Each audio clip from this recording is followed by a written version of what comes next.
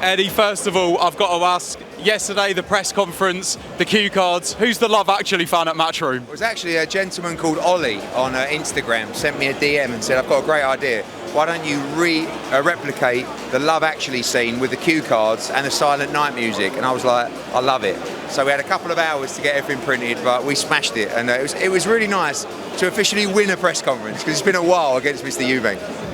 And you got a lot of use out of some of those cards in particular. One that I'm not allowed to say in full. It started with Bull. I'll let you guess the rest. Was that your favourite? Was that top of the pile?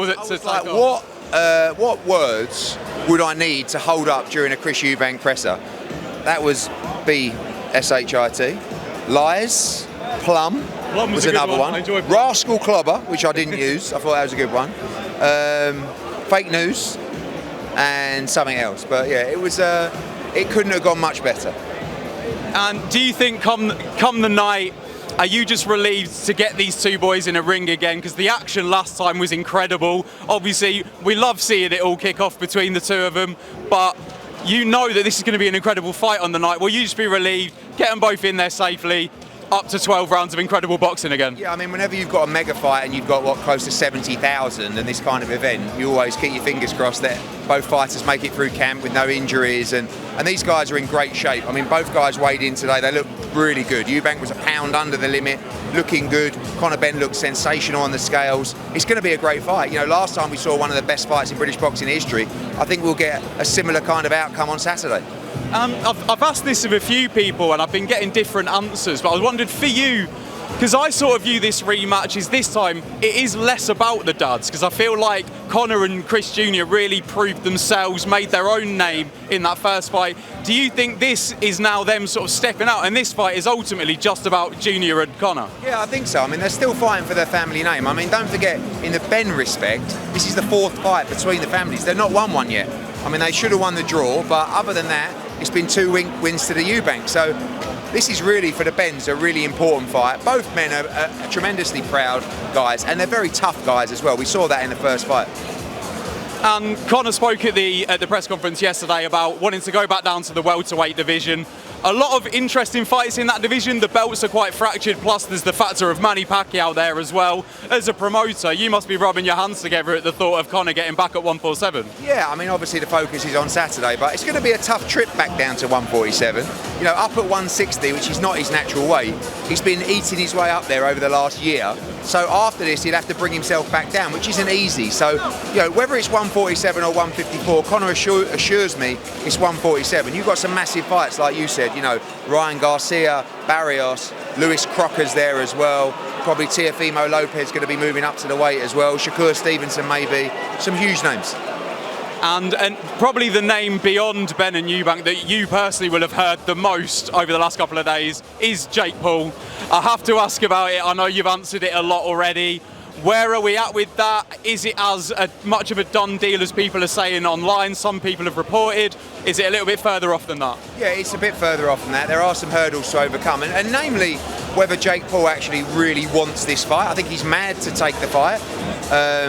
Respect to him if he does, and obviously the amount of money involved. If you're Anthony Joshua, who has plans for 26, which is a fight in February and then Tyson Fury, why not take the opportunity to make a near career high payday for a nice little run out in December? I know people will have their opinions, but that's the reality of the situation. You're just not going to turn it down. But let's see if it's real first. If it is, we'll probably do it. If it's not, they'll announce another opponent and we'll all move on. And what do you think, obviously, as someone who has spent so much of your working life with Anthony Joshua, if the fight did happen, if the bell rings and Jake Paul stood across from him, realistically, what happens in that fight? AJ flattens him.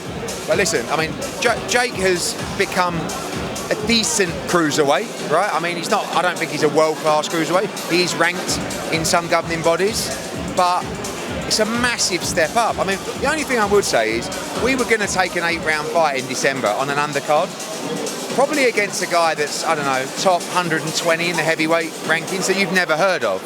So in that respect, like, I still think they'd be better than Jake Paul, but it's not like we were going to have this really big fight and then we're fighting Jake Paul. AJ wants to have the ability to go out there, wrap his hands, hit pads, do the ring walk, and just get a win under his belt. And if that's against Jake Paul for a load of money, we may well do it. And you mentioned there that the long-term plan is still Tyson Fury. Absolutely. He retires, then unretires, seemingly on a weekly basis. How tangible do you think the Tyson Fury fight is? Have you been given an indication from his team that it is a tangible goal to chase? Everything is run in that respect by Turki Al-Sheikh, who wants to make that fight. He hasn't failed yet. We've agreed our deal to fight Tyson Fury, but obviously Tyson's got to agree the deal, otherwise there is no deal. So you know, we shall see what happens, and we'll be ready for all eventualities. And just finally, I know which side of the fence you're going to be on for this, but I'd like to get your how it happens as well as what happens. The fight this weekend, how do you see it finishing? I see Conor Benn winning, and you know, I think he can win the fight at any moment if he's smart and sharp enough. He hurt Eubank badly in the first fight, but it was just too wild. There was too much emotion. Eubank's a good fighter, you know. He's also very tough, but he is getting on, and it'll be interesting to see what that last fight took out of both men, particularly Chris Eubank Jr. as the older man. So I'm going for a Conor Benn late stoppage or points on Saturday. Right, so Eddie Hearn, thank you for speaking with me today.